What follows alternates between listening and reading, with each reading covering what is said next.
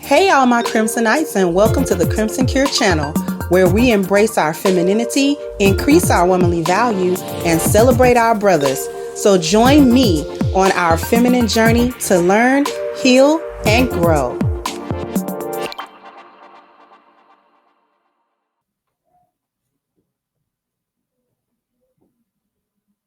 Many of us, Black people, we don't mind these so-called little jobs.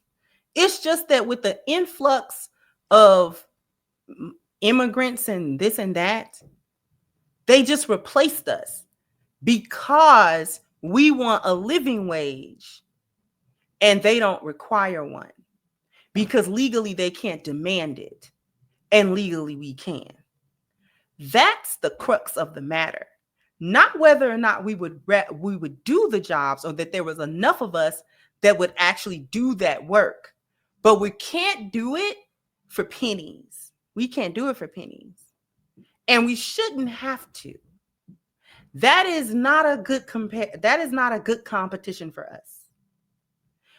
There are not many classes of people that can compete with a group of people that you can pay $2 and $3 and $4 an hour to, and they'll take it.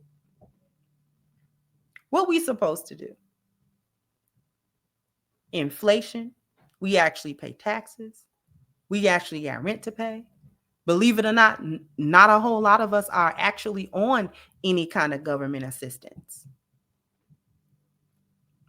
We would do, you know how I know we would do them jobs? Because how many Black people work at Popeyes? How many Black people work at Mickey D's? Other fast food places? How many Black people work as cashiers? And these are considered low level. You don't need any particular skill to do the job. These are low level jobs with minimum wage as pay. How many Black people do this stuff?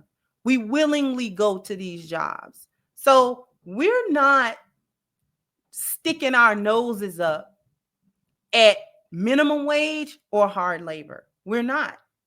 It's just that we get boxed out of it because you got to pay me at least you got to pay me what the state minimum wage say. You at least got to pay me what the state minimum wage say. You're not going to pay me that. That's illegal.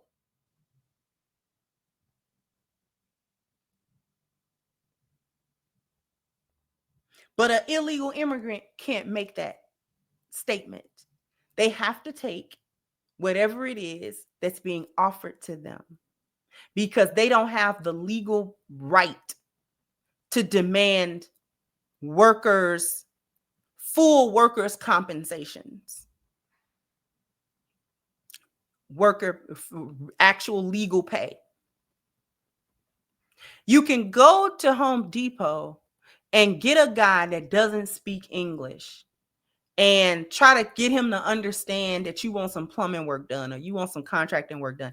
How many Black men are contractors who would love to do those jobs? He just not going to do it for pennies. He has honed that skill. He has a whole business.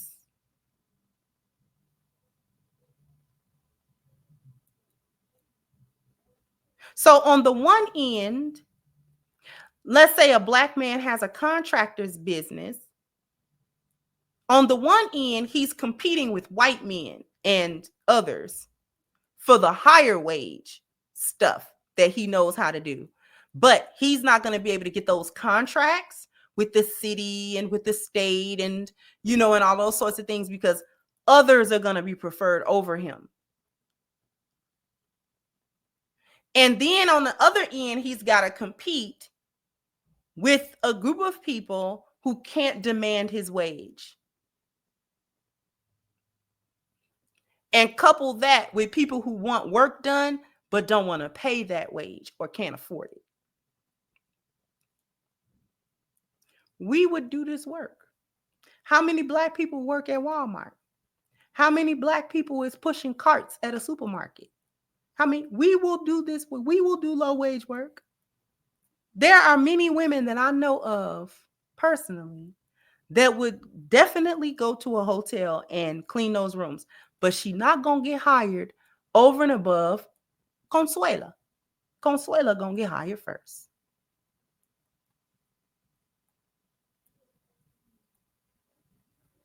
We will do this work.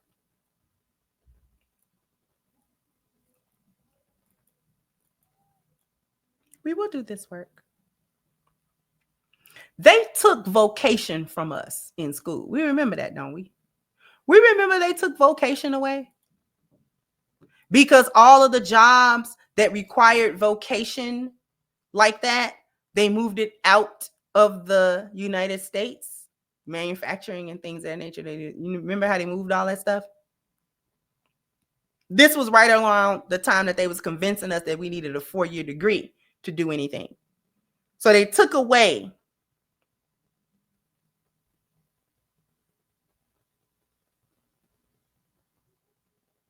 the skill of vocation so that our young boys, you had woodworking class, you had mechanic class, auto, things of that nature. We had all of that stuff to get you interested in doing it. And those who were interested in doing it would pursue that career. Didn't need 4 years of accruing a debt that he cannot pay. All you needed was the skill set.